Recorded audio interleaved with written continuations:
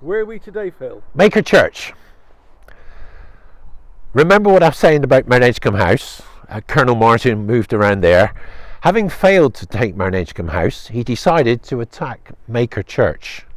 So he moved his men up here, 150. He left a detachment down there, but around the house, and he came up here. That way, yes, he came up this way with 150 men. Some of these he sent to CAWSAND because it was a royalist earthwork down that way. Yeah. The rest, he attacked this church. He asked the garrison, the small lookout here, only a dozen men or so, to surrender. They refused. They locked themselves in the church and just waited to see if reinforcements would come and help them. Martin's men came around the church, opened fire with muskets from all sides, and you can still see some of the possible damage that was done in those days. The windows were smashed. There was musket ball holes in. There is repairs to this church that probably date from that time. Now, with nowhere to go, the royalists in the church surrendered.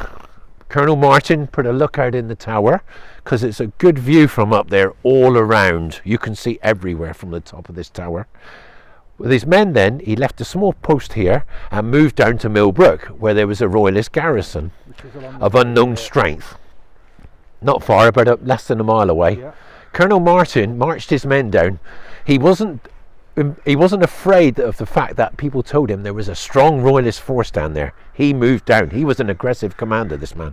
He marched down towards MILLBROOK, attacked the royalist earthwork. There was a small earthwork there protecting the little town. He overran it in seconds. It was overrun, quickly overrun, because he had over 100 men with him.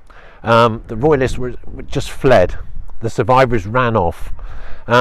Martin secured his spoils, barrels of gunpowder, and unable to move the cannons, he threw them in the water, the sea. They called it the sea in those days, but it's probably the little river that came in. And then he wanted to move on to Innsworth Point, another royalist fort.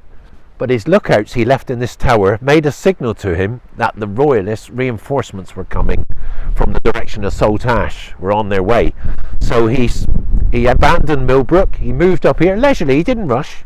He waited for his detachment from CAWSAND, which failed to get its objective. The royalists actually beat them off.